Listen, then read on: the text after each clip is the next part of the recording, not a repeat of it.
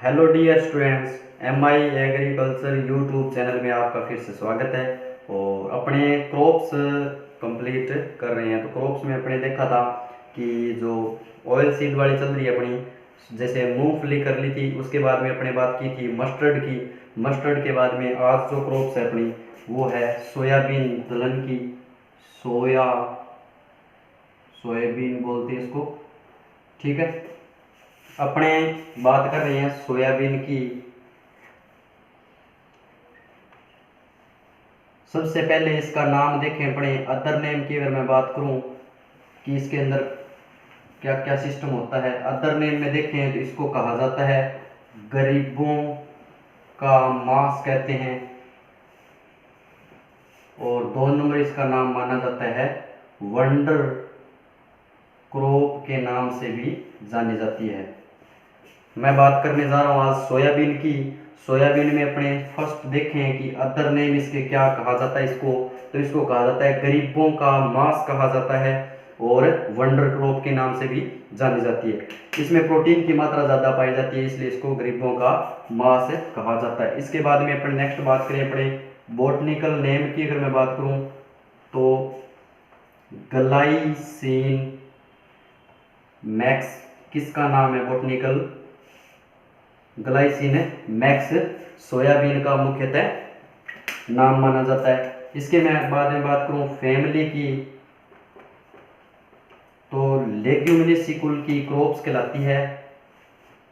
Leguminosae कुल की crop मुख्यतः कहलाती है। इसके बाद में इसमें बात करें अपने टूवन की, जो टूहन है इसके 40 यानी 40 इसमें टूवन मुख्यतः पाए जाते हैं। इसके बाद में मैं बात करूं इसके ओरिजिन पैलेस की, तो इसका जो ओरिजिन पैलेस है वो चीन माना जाता है। कौन सा? चीन। इसके बाद में मैं बात करूं इंपॉर्टेंस की कि इसके अंदर महत्वपूर्ण क्या क्या सिस्टम पाई जाती है। फर्स्ट ऑफ बात करें प्रोटीन की, तो प्रोटीन जो है इसमें 40 से 42% पाई जाती है। अपनी जितनी भी टोटल सीरियल्स क्रॉप्स हैं उसके अंदर या पल्सेस क्रॉप्स में देखें तो सबसे ज़्यादा प्रोटीन पाए जाने वाली कौन सी क्रॉप है? अपनी सोयाबीन है हाईएस्ट, सबसे ज़्यादा high protein,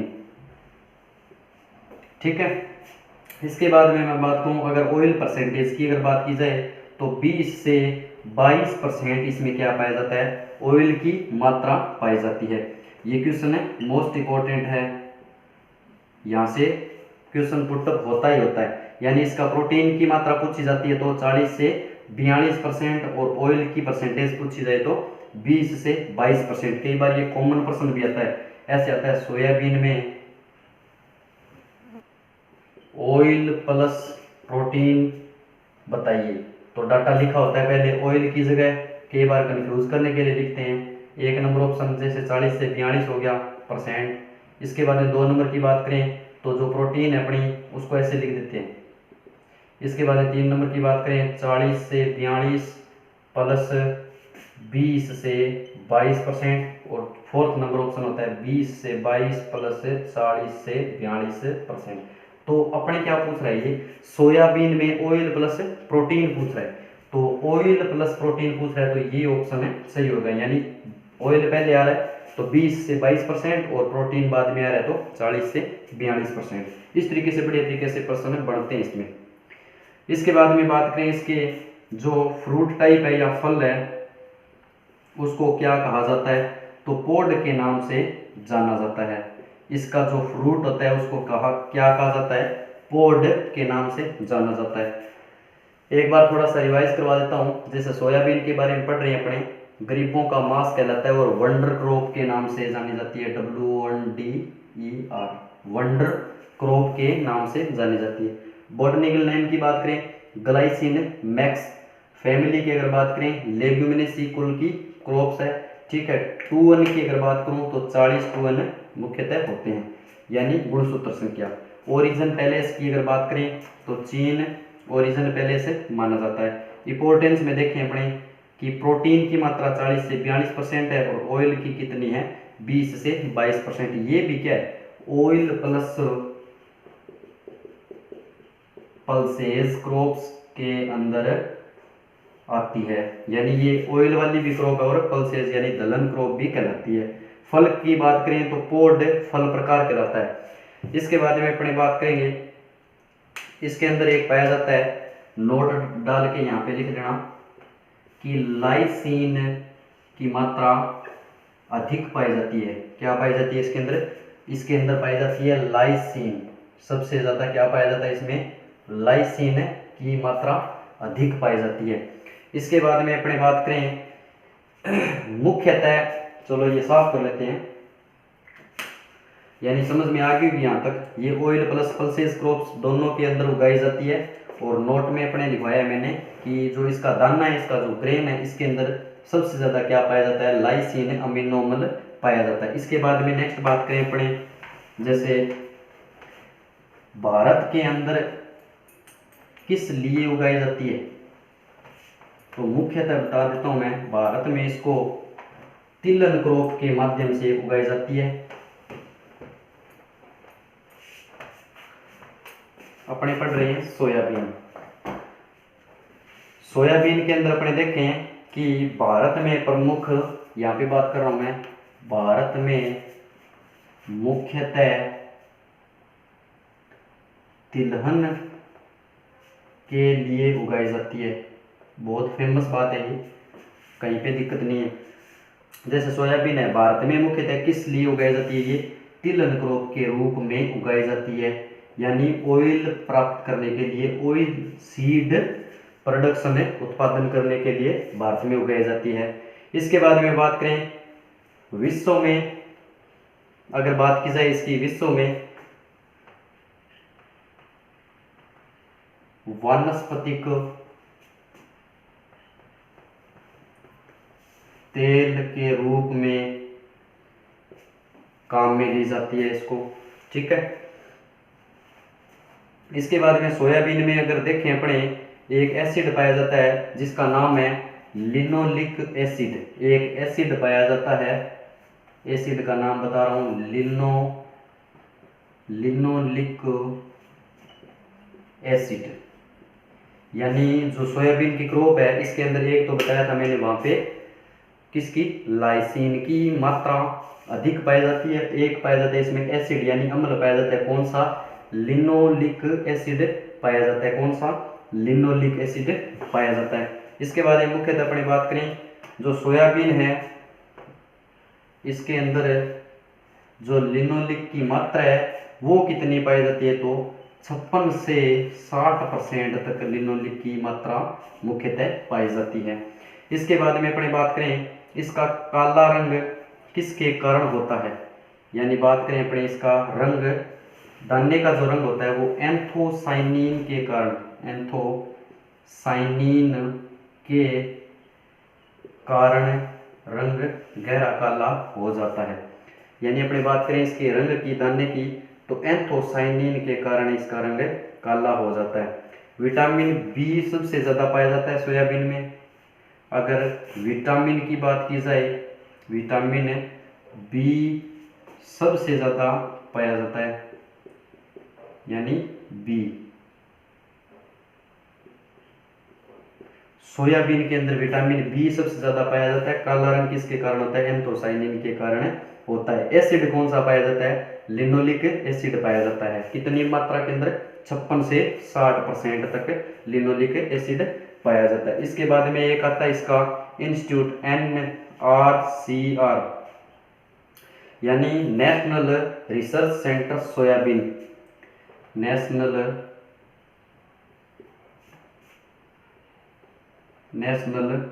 research centre for soybean. ये कहाँ पे है सर? ये है इंदौर के अंदर। कहाँ पे? इंदौर में है ये। यानी NRCR की बात करूं मैं तो national research centre for soybean, ये कहाँ पे है? इंदौर के अंदर मुख्यतः पाया जाता है। यानी अपनी बात कर रहे हैं NRCR की, इसका एक इंस्टीट्यूट है मोस्टली, जो national research centre for soybean कहाँ पे पाया जाता है? इंदौर के अंदर। इसके बाद में अपने मुख्यतः बात करें अपने डिस्ट्रीब्यूशन की बात करूं तो यहाँ पे हेडिंग डाल देते हैं एक बार, डिस्ट्रीब्यूशन। ठीक, अपने बात करें विश्व, अगर विश्व में देखा जाए तो सबसे पहले इसका स्थान आता है भारत का एरिया के अंदर, एक नंबर बात। ठीक, इसके बाद में अपने इंडिया का अगर नाम लें, इंडिया के अंदर अपने देखें तो मध्य प्रदेश का मुख्यतः नाम फर्स्ट स्थान पे आता है एरिया के अंदर। यानी ये सबसे ज्यादा ग्रो कहाँ करवाई जाती है, अगर विश्व में देखें तो भारत का पहला स्थान आता है, और भारत में अगर देखा जाए तो मध्य प्रदेश का प्रथम स्थान है मुख्यतः आता है। इसके बाद में अपने राजस्थान की अगर बात करूं मैं तो झालावाड़ प्लस 12 के अंदर क्या होता है, सबसे ज्यादा मुख्यतः उगाया जाता है। अगर यहाँ दिखाई नहीं दे रहा तो यहाँ लिख देता हूँ। अपने वर्ल्ड के अंदर देखें तो किसका, इंडिया का प्रथम स्थान, इंडिया में देखें तो मध्य प्रदेश यानी एमपी का स्थान, और राजस्थान की अगर मैं बात करूं तो बांसवाड़ा प्लस 12 का पहला स्थान है मुख्यतः आता है, एरिया के अंदर बात कर रहा हूँ मैं।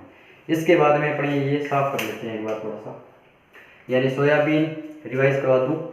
जो काला रंग है वो एंथोसायनिन के कारण है, मोस्ट फैक्ट बता देता हूँ। विटामिन बी सबसे ज़्यादा पाया जाता है। एनआरसीआर बहुत ज़्यादा इंपॉर्टेंट है, national research centre for soybean, Indore के अंदर है। ठीक है, इसके बाद में बात करें डिस्ट्रीब्यूशन की तो जो विश्व है उसमें भारत का पहला स्थान आता है, और इंडिया के अंदर बात करें तो मध्य प्रदेश का पहला स्थान है मुख्यतः आता है। इसके बाद में राजस्थान की अगर बात करें तो झालावाड़ का और 12 का पहला स्थान है आता है। इसके बाद में देखेंगे कि ये क्रॉप किस प्रकार की है, यानी ये सेल्फ पोलिनेटेड क्रॉप है, एक नंबर बात।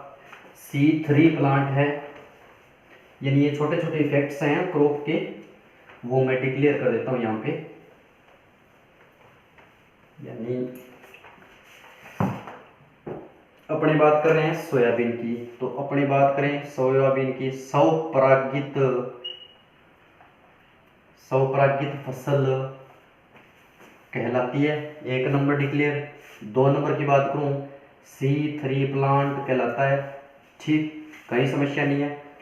3 नंबर की अगर बात करें शॉर्ट डे प्लांट कहलाता है, यानी इसको कम प्रकाश की आवश्यकता होती है। 1 नंबर की बात करें स्वपरागित यानी सेल्फ पोलिनेटेड क्रॉप है। 2 नंबर की बात करूं मैं तो C3 प्लांट है। 3 नंबर की मैं बात करूं तो शॉर्ट डे प्लांट कहलाता है, कौन सा, सोयाबीन। इसके बाद में अपने बात करेंगे इसके क्लाइमेट की, तो क्लाइमेट में सर्वप्रथम अपने देखें कि ये नम जलवायु प्लस उष्ण जलवायु का पौधा माना जाता है, मुख्यतः ग्रो हो जाता है, कोई समस्या नहीं। अंकुरण इसका मानूं मैं कि सर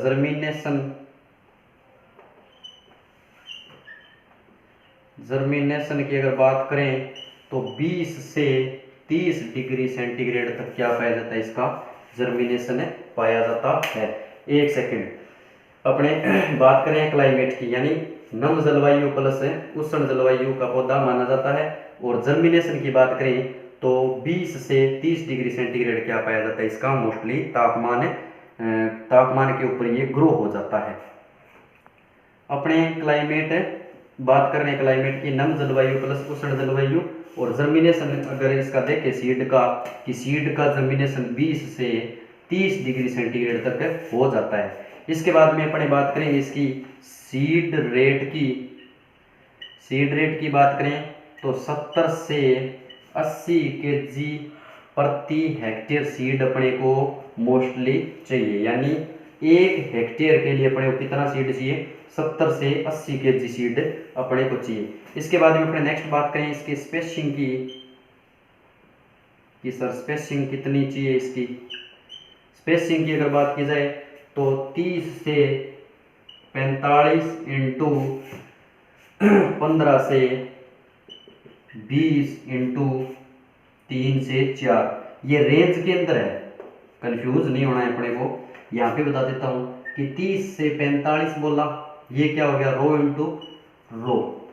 इसके बाद में इंटू लगा, फिर बात करें अपने 15 से 20 सेमी, यानी ये डाटा एक हो गया, यानी प्लांट इंटू प्लांट।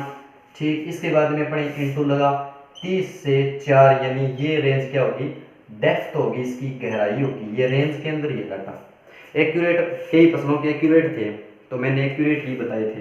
स्पेसिंग की बात करूं तो 30 से 45 रो इंटू रो, और 15 से 20 प्लांट इंटू प्लांट, और 3 से 4 डेप्थ यानी गहराई की बात करें तो ये है।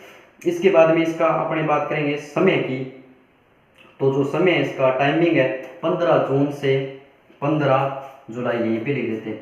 जैसे बुआई का समय माने सोविंग, ठीक, तो सोविंग टाइम जो है वो 15 जून से 15 जुलाई के मध्य माना जाता है। क्या माना जाता है, सोविंग टाइम 15 जून से 15 जुलाई माना जाता है। अब एक बार थोड़ा सा बता देते हैं, जैसे सौपरागित फसल है, C3 प्लांट कहलाता है, शॉर्ट डे प्लांट है, कोई दिक्कत नहीं। इसके पोड को क्या कहते हैं, सॉरी इसके फल को क्या कहते हैं, पोड के नाम से जानते हैं। इसके बाद क्लाइमेट, जलवायु, नम जलवायु, जर्मिनेशन के लिए 20 से 30 डिग्री सेंटीग्रेड, कहीं समस्या नहीं। सीड रेट की मैं बात करूं तो 70 से 80 kg प्रति हेक्टेयर। स्पेसिंग की बात की जाए तो वो समझा ही दिया। अगर समय बात करें अपने बुआई की तो 15 जून से 15 जुलाई के मध्य क्या हो जाता है अपने मुख्यतः इसको उगा सकते हैं। इसके बाद में अपने बात करेंगे सोविंग टाइम हो गया। इसके बाद में इरिगेशन देखेंगे, इसमें इरिगेशन में इसकी कोई क्रांतिक अवस्था होगी तो वो देखेंगे। अपने बात कर रहे हैं सोयाबीन, यानी ये लो सोयाबीन। सोयाबीन में अपने टॉपिक पे बात करेंगे इरिगेशन यानी सिंचाई। इसकी कोई क्रिटिकल अगर स्टेज होगी वो बता रहा हूं मैं। एक नंबर बात करें फ्लोवरिंग समय, फ्लोवरिंग टाइम अपने को सिंचाई मुख्यतः करनी ही करनी है। 2 नंबर बात करूं पोड मेकिंग, पोड मेकिंग यानी फड़ी बनते समय। 3 नंबर बात करें तो डफ अवस्था यानी पकाव अवस्था के अंदर अपने को क्या करना है, सिंचाई मुख्यतः करनी है। मैं बात कर रहा हूँ इरिगेशन की यानी सिंचाई की। अगर क्रिटिकल अगर स्टेज देखें तो फ्लोवरिंग समय अपने क्या करना है, सिंचाई मुख्यतः करनी है। इसके बाद में अपने को पोड यानी फड़ी बनते समय अपने को सिंचाई करनी है। और नेक्स्ट बात करें अपने कि पकाव अवस्था पे मुख्यतः अपने को जल देना ही पड़ेगा। जो क्रिटिकल स्टेज होती है वो समझाई दिया, बहुत बार बता दिया। क्रिटिकल स्टेज वो होती है जिस स्टेज के अंदर फसल को पानी की महत्व जो कांक्षा है वो बहुत ज़्यादा होती है या पानी की ज़रूरत होती है, और वो अपने क्या करते हैं अगर सिंचाई करते हैं उसको क्या कहा जाता है, क्रिटिकल स्टेज कहा जाता है। इसके बाद में अपने इसमें देखेंगे मोस्ट वेराइटीज़ की बात करेंगे, ठीक। तो इसमें एक नाम आता है T49, इसकी ज़्यादा कोई फेमस वैरायटी नहीं है, नॉर्मल बेसिक है। एक आता है टी फर्स्ट, ठीक। इस किस्म के जो फड़ी है तिड़कने की समस्या आती है, किसकी, टी फर्स्ट की। इस किस्म में तड़कने की समस्या आती है।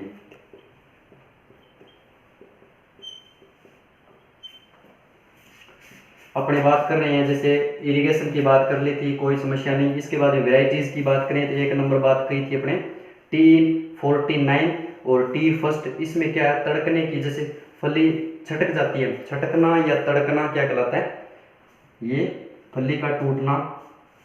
टी फर्स्ट जो है वो क्या है, छटक जाती है।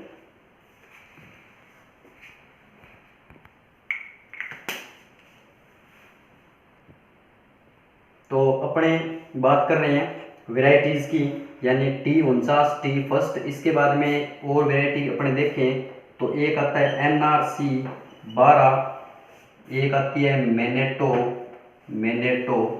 एक आता है गौरव, वैरायटी का नाम है गौरव। और इसके बाद में और देखें अपने तो एक वैरायटी का नाम आता है सर कैंट वैरायटी, कैंट जो वैरायटी है ये सोयाबीन की भी है और कैंट वैरायटी बरसीम की भी मानी जाती है, मानी नहीं जाती है, बरसीम की भी है। यानी बरसीम जो अपना फॉडर क्रॉप है उसकी भी कैंट वैरायटी है और सोयाबीन की भी कैंट वैरायटी और ये इंपॉर्टेंट वैरायटी मानी जाती है। कैंट हो गया। इसके बाद में बात करूं अगर तो ली हो गया, ली वैरायटी का नाम है। इसके बाद में बात करें ब्लैक हर्ट, यानी ब्लैक हर्ट हो गया और ली हो गया और अंकुर हो गया, एक आता है अंकुर वैरायटी का नाम है। ठीक है, अपने बात कर रहे हैं सोयाबीन की। सोयाबीन के अंदर वैरायटी देखें फेमस तो एक आता है T49 और T1। इस किस्म में तड़कने की समस्या पाई जाती है, यानी T1 में पाई जाती है और ज़्यादा कोई विशेषता वाली बातें नहीं है इसमें। इसके बाद में NRC12, ठीक, और मैनेटो गौरव कैंट वैरायटी जो है बहुत फेमस है, बरसीम की भी कैंट पाई जाती है। और इसके बाद देखें अपने ली और ब्लैक हर्ट और अंकुर हो गया। और एक और लिखना चाहो तो लिख सकते हो आप ब्रिग, कौन सा, ब्रिग, ज़्यादा मोस्ट तो है नहीं वैसे, ब्रिग। तो अपने जो मोस्ट जो वैरायटी थी वो अपने यहाँ पे डिस्कस कर ली। इसमें से मोस्टली मैंने बता दिया 2 बार कि कैंट जो वैरायटी है बहुत ज़्यादा फेमस है, NRC12 भी बहुत इंपॉर्टेंट है और T49 आपको मुख्यतः ध्यान में रखनी है कि किसकी वैरायटी है, ये सोयाबीन की है। इसके बाद में अपने इसमें बात करेंगे कि जो अपनी सोयाबीन है इसके अंदर डिजीज कौन कौन से लगते हैं। ठीक है, डिजीज के बारे में डिस्कस करेंगे, रोग, और इसके बाद इंसेक्ट पेस्ट और मोस्टली यही है। क्रॉप ज़्यादा जो बड़ी बड़ी क्रॉप्स थी ना वो तो होगी। इसके बाद में जो अब क्रॉपों की बात करें तो इतना डाटा है नहीं इनका, नॉर्मल बेसिक जी पॉइंट है इसमें जो मैं डिक्लेयर करवा रहा हूँ आपको। अगर डिजीज की बात की जाए, रोग, तो एक इसमें रोग लगता है मुख्यतः चारकोल रोट, चारकोल रोट किसके द्वारा होता है सर, ये कवक जनित है, इसके द्वारा कवक जनित रोग माना जाता है, चारकोल रोट। इसके बाद में इसमें एक इंसेक्ट लगता है, बहुत फेमस है ये पर्सन, इतना फेमस है कि बहुत बार आ चुका है, गर्डल बिटल, ये एक इंसेक्ट है गर्डल बिटल। ये क्या करता है, अगेती क्रॉप में नुकसान पहुंचाता है, अगेती फसल में नुकसान पहुंचाता है, अगेती फसल में नुकसान। मुख्यतः क्या करता है ये, जो अगेती अपने अर्ली बुआई कर लेते हैं, अर्ली सोविंग हो जाती है कोई क्रॉप की, उसमें क्या गर्डल बीटल बहुत ज़्यादा नुकसान है पहुंचाता है। और गर्डल बीटल का जो कंट्रोल है वो बता रहा हूं मैं, कंट्रोल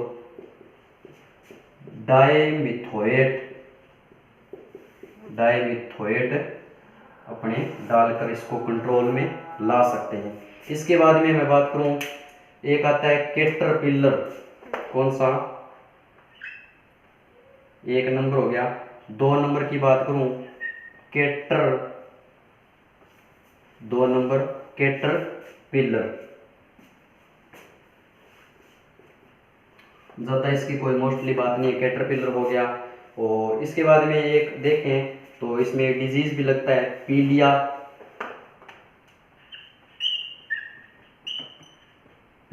रोग। ठीक है, पीलिया रोग में क्या होता है, ये किसकी कमी से होता है, ये होता है जिंक की कमी के कारण, जिंक की कमी। और इसका अपने जिंक की कमी का अपने कंट्रोल देखें, यानी यहाँ पे लिख देता हूँ मैं, पीलिया डिजीज, यहाँ पे लिख रहा हूँ मैं, जिंक की कमी के कारण होता है। और इसका कंट्रोल अगर मैं देखूं कि क्या किया जा सकता है, कंट्रोल होता है जिंक सल्फेट, जिंक सल्फेट की अपने मोस्टली कंट्रोल मानते हैं। यानी पीलिया रोग जो है अपना, उसका कंट्रोल जो अपने माने तो जिंक सल्फेट है। एक बार थोड़ा सा मैं रिवाइज करवा देता हूँ, डिजीज की बात करें अपने सोयाबीन की, डिजीज में देखें तो चारकोल रोग कवक जनित तो होता है, ठीक है। इसके बाद में 2 नंबर रोग की बात करें तो पीलिया रोग जिंक की कमी के कारण होता है, और जिंक सल्फेट अपने डाल सकते हैं। इसके बाद में अपने बात करें इंसेक्ट की तो गर्डल बीटल जो है बहुत ज़्यादा फेमस है, इंपॉर्टेंट है, ये मोस्ट इंपॉर्टेंट इफेक्ट माना जाता है गर्डल बीटल। गर्डल बीटल में देखें तो अगेती फसल जो होती है अपनी, जो अर्ली सोविंग कर देते हैं कई बार फसल की, उस अर्ली सोविंग में ये क्या कर देता है, ये ज़्यादा नुकसान पहुंचाता है। कंट्रोल इसका देखा जाए तो कंट्रोल जी है इसका डायमिथोएट, ठीक है।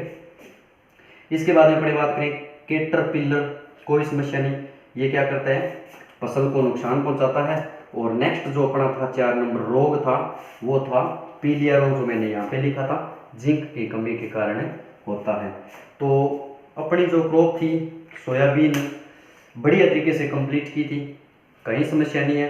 देखो अपनी बात कर लेते हैं, जैसे कई बार बच्चों के हो जाता है दिमाग में कि जी सर फर्टिलाइजर नहीं बताए, वीड मैनेजमेंट नहीं बताया। जो 1-2 क्रॉप में अपने देख लेते हैं ना वीड मैनेजमेंट, तो वीड मैनेजमेंट सारी फसलों का लगभग कॉमन ही है। इसके बाद में बात करें फर्टिलाइजर की, तो फर्टिलाइजर ऐसा एक डाटा है जो अलग अलग बुक में अलग अलग देखने को मिलता है, 1 नंबर बात। दूसरी बात करें कि एग्जाम में अगर ये आ सकता है क्या, बिल्कुल नहीं। क्रॉप में लिखने को अपने क्राइटेरिया बना के लिख सकते हैं कि जी 30 से 40 kg नाइट्रोजन डाल दो, 40 से 50 kg अपने फास्फोरस डाल दो, 30-35 किलो या 25 किलो पोटास डाल दो। तो हर क्रॉप की अलग अलग रिक्वायरमेंट है, वो कोई समस्या नहीं है। बट हर बुक में डाटा क्या है, इर्द गिर्द नहीं है, आगे पीछे थोड़ा बहुत, पीछे कोई रेंज 5 कम आ रही है 5 kg की, कहीं 5 kg ज़्यादा आ रहा है, तो इसलिए मैं वो डाटे इसलिए नहीं दिखाता क्योंकि कंफ्यूज करने वाले डाटा में कोई मतलब नहीं है, और एग्जाम में पूछे ही नहीं जाए वो चीज़ करवाने में कोई फायदा नहीं है। इस वजह से जो क्रॉप्स हैं अपनी उसमें वीड मैनेजमेंट प्लस फर्टिलाइजर की कहीं समस्या नहीं है, आप दिमाग में मत करना, ठीक है। पढ़ते रहिए, बढ़िया तरीके से क्रॉप चल रही है अपनी, कहीं समस्या नहीं है। जय जवान जय किसान, ओके, धन्यवाद।